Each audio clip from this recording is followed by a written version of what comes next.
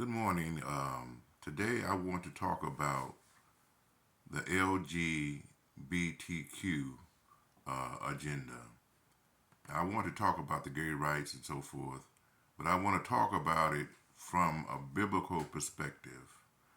I'm not a sociologist, I'm not a psychologist, I'm not any of those things. I'm a preacher, and so the source that I draw my information from is the scriptures. And so, but I want to, first of all, start off by dealing with it from a perspective of creation in terms of when God created Adam and Eve, what was the purpose of Him creating them? And so I want to use that as the catalyst for everything else I'm going to say beyond this point. This might be maybe a two video something else on next week and another week beyond that, maybe about 2 to 3 weeks. I'm doing one video per week, and so this is the first video I want to do on this particular subject, the LGBTQ perspective. And as I stated, I'm a man of God, so therefore I use the scriptures as the source from which I draw whatever conclusion I draw. Okay, and if you're watching this, I want you to just hear what I have to say. This is not going to be one of those bashing moments where I'm bashing anybody, bashing the gays or bashing the lesbians or whoever. I'm not bashing anybody. I just want to maybe share something with you. I think that may be eye-opening to you to see yourself and maybe get other people to see you in a particular way that they perhaps need to see you. Okay? All right? So, but anyway, let's start in the book of Genesis. And I want to read the narrative of Moses writing according to the sixth day of creation. So I'm reading only what happens in the sixth day because it was in the sixth day that God created Adam and Eve. And it begins reading in Genesis chapter 1, verse 24, and it reads like this. And God said, let the earth bring forth a living creature after his kind, cattle and creeping thing and beast of the earth after his kind. And it was so. And God made the beasts of the earth after his kind, and the cattle after their kind, and everything that creepeth upon the earth after his kind. And God saw that it was good. And God said, let us make man in our image, after our likeness, and let them have dominion over the fish of the sea, and over the fowl of the air, and over the cattle, and over all the earth, and over every creeping thing that creepeth upon the earth. And God created man in his own image, In the image of God created he him, male and female created he them. Now verse 28 of chapter 1 is the main verse I want us to use to draw our thought from. Verse 28 said, and God blessed them, and God said unto them, be fruitful, and multiply, and replenish the earth, and subdue it, and have dominion over the fish of the sea, and over the fowl of the air, and over every living thing that moveth upon the earth. Okay, that's all we need to read for right now for the point I want to make. God told Adam and Eve when he created them, he told them to be fruitful and to multiply and to replenish the earth. So this is our foundational thought for everything that I want to say regarding the LGBTQ issue. If you are a creationist or someone who believes that we were created by the God of the Bible, as I just read, then we have to follow God's thought throughout all that we think about ourselves or think about society and so on. what I'm saying is this. When God first made Adam and Eve, he made them for a purpose. And the purpose that he made Adam and Eve was for them to multiply and to replenish the earth and subdue it, okay? Now, he made Adam and he made Eve. And biologically, they could multiply and replenish the earth. If we had made two Adams with the same biological parts, and you let me say it like this, in the same plumbing, then that would not have happened. If we had made two Eves, that could not have happened. He made an Adam and an Eve. Now, first of all, we know how they multiplied or what happened that caused them to start having children. We know about the sexual aspect of it, okay? So, but I don't want to so much zero in just on the sexual side of it to that degree. I want us to take real notice as to why he made them being able to have sexual intercourse and bringing forth children. It was for them to multiply and to replenish the earth. So everything from every generation that came out from Adam and Eve, and you can read the story of Genesis, how this person begat that person, and this person begat so many children, and so on and so on and so on. And even today, people are still begetting, okay? But the main thing is they're fulfilling the will of God when they started to beget children. God wanted two different species of men or human beings so that could be accomplished. Anything outside or any sexual activity outside of that particular command that God gave Adam and Eve is forbidden because it does not meet the requirement or the criterion that God had in mind when he first made Adam and Eve, to multiply and to replenish the earth.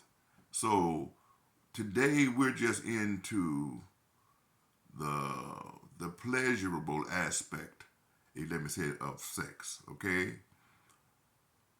But God knew that when he made Adam and Eve, in order for them to multiply, he was going to make it pleasurable so that they would have an incentive to come together and do what they're doing. So if we just hone in or zero in on the pleasurable aspect of it, then it would be easy for us to say, well, this person can get with this person regardless of what type of orientation they may have because of the pleasure aspect of it. But we have to keep in mind, what was God's intent? If you let me say it like this, when he created sex, what was his intent when he created human beings? His intent when he created sex, even the pleasurable aspect of it, was for men and women, or man and a woman, to come together to bring forth more children, and for their children to get with someone of the opposite species, opposite sex, to bring forth more children and so forth. Now, any sexual activity outside of those parameters are really not fulfilling what God had in mind when he first created Adam and Eve. And so I started off by letting you know my intention is not to bash. I'm not a gay hater or anything like. I'm not. And the reason why I say that, though you can not endorse someone's behavior, but you can love that individual. Now, another reason why I'm not bashing is because many of the individuals who are really bashing, or some of them who are bashing, they're fornicators. And the Bible says, he says, marriage is honorable in all, and the bed is undefiled. Marriage. He says, but whoremongers and adulterers God will judge. So a man may be heterosexual, but he may be a whoremonger. A woman may be heterosexual, but she may be a whoremonger. So we can't be, we can't pick and choose and be selective in our morality. Our morality has to really line up with God's word. Okay? And so that's the reason why I'm not trying to bash, because there are so many things that people just sometimes want to take this particular issue and they want to use it as a drum and just beat on it and beat on it and beat on it. I'm dealing with it, but I'm not dealing with it from that perspective. Because what I have discovered in my studies, by virtue of the sin aspect, when Adam sinned in the Garden of Eden, and sin was passed on to every generation, every succeeding generation after that, that everybody was born with the taint of sin in them, in their nature. And St. Paul says that we were by nature, by our very nature, the children of wrath. So regardless of what came out in your nature, you were by nature a child of wrath. Okay? So it doesn't mean that even though you never have participated in that type of activity, that you're free. And so we cannot be selective in our morality. But see, when Adam sinned, sin permeated the human family. It went through every aspect of the human family, and every human being from that point on was born with the taint of sin on them. Now, here's part of the problem. Sometimes sin has a way of manifesting itself in different ways through different people. It doesn't always manifest itself the same way through different people. It manifests itself in one way through one person and another way in another person. The book of Isaiah says, all we like sheep have gone astray. We have turned every man unto his own way, but God has laid upon Christ the iniquity of us all. So when it says we have turned every man into his own way, it is saying that one man went out of the way in that direction. Another man went out of the way in a sinful direction in another direction. But everybody has gone out of the way, and all have sinned and come short of the glory of God. Okay, so every man has sinned. And so when a person sometimes say, well, I was born this way. And for many years, I guess you can say the jury was out, and I just kind of kept my ear to the ground and my eyes open and listened until one day it did register to me, based on a documentary that I was looking at, that I came to the conclusion, yes, there are some people who are born that way. Okay? Because that's another way of that sin manifesting itself, coming out, and we don't know how it's going to come out in what every human being, when a child is born, we don't know what type of situation that person has inherited in the womb. We don't know that. Okay, sometimes children come out of the womb with all type of conditions. Okay? And so I'm using that to say that I do believe that there are many individuals who are like that, who were born that way. And so those individuals who are born that way and have those proclivities since their childhood, for as long as they can remember, they want to be a certain way, opposite of what they were born with. Those people have to be validated. I'm saying validated in the sense because they're shouting to the top of their voice, say, I was born this way, I was born this way. And because society has not done a deep dive and have not examined certain things through the scriptures, they just knock them back down, say, no, you were not born that way. God hates that, such and such and such and such.